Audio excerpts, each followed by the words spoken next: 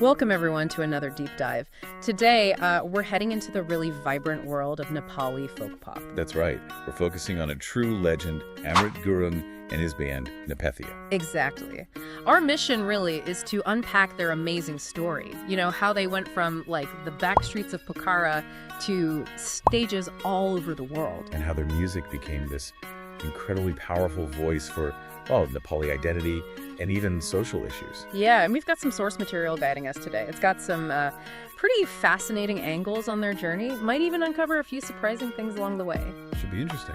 So let's dive in. Thinking about where Nepethia started, the sources mention the small alleys of Pokhara. Humble beginnings. Right. And then you fast forward, and Amrit Gurung's music, Nepethia's sound, it's known by Nepalists everywhere, globally. It's quite elite. It really is. And I think what made them connect so deeply, what our sources point to, is how they combine things. How so? Well, their genius was taking that core Nepali folk rhythm and blending it so well with a contemporary style. It wasn't just sticking them together. Okay.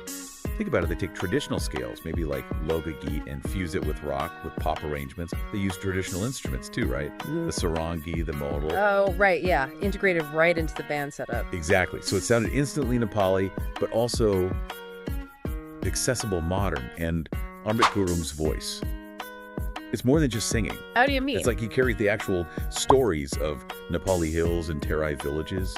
You hear the landscape, the people's lives, from the mountains down to the plain. It's quite evocative. Wow, so specific songs then, like the really famous ones. Yeah, exactly. Take Resham, or maybe Sakarnali. The sources highlight these as embodying the essence of Nepali land and Nepali people's feelings. Okay, Resham, that one's huge. It is. And it takes this classic folk idea about longing, separation, but gives it this contemporary, almost haunting feel that speaks to everyone, but through that very specific Nepali lens. And Sakarnali? That one's different. It's like an ode, a powerful one, to a major river in Nepal. It becomes a symbol, doesn't it? For the country's lifeblood, maybe even unity. So yeah, definitely more than just entertainment. These are like musical narratives. Precisely. Emotional anchors for people. Which brings us to the deeper impact, I guess. How did their music become this vehicle for cultural identity and even social change, as the sources suggest? Well, that's where their real influence shows. It wasn't just background music. It genuinely became a medium for expressing Nepali cultural identity and social change. Especially during difficult times. Absolutely. During political shifts, uncertain moments, their songs provided this sense of unity, of pride. They touched on resilience, sometimes advocating for peace or harmony, but subtly. How did they manage that without sounding, preachy? By weaving it into those folk narratives we talked about, making the messages relatable, part of the story, not just a lecture. That makes sense. And this powerful message, how did it travel? How did it reach Nepalists living abroad? The global tours. That was crucial. They weren't just playing local community halls.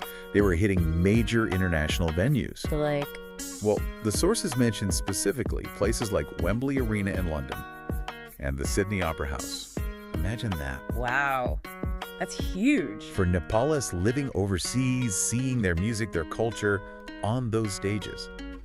It wasn't just a gig, it was validation, a huge moment of collective pride. I can imagine, seeing your heritage celebrated globally. Exactly. The sources say it made them feel deeply emotional and proud.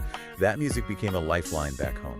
And Amrit Gurung, he's kept this going for decades now. Still active, still pushing Nepali music forward with that same passion and dedication. It's pretty remarkable, his commitment. Think about the changes he's seen.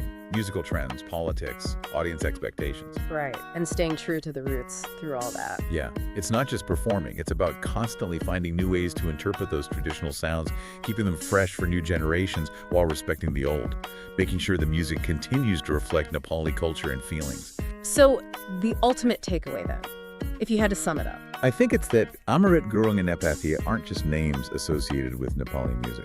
They've genuinely become, as the sources put it, ambassadors of Nepali identity worldwide. That's a powerful statement. It reflects their impact. So maybe something for you, the listener, to think about.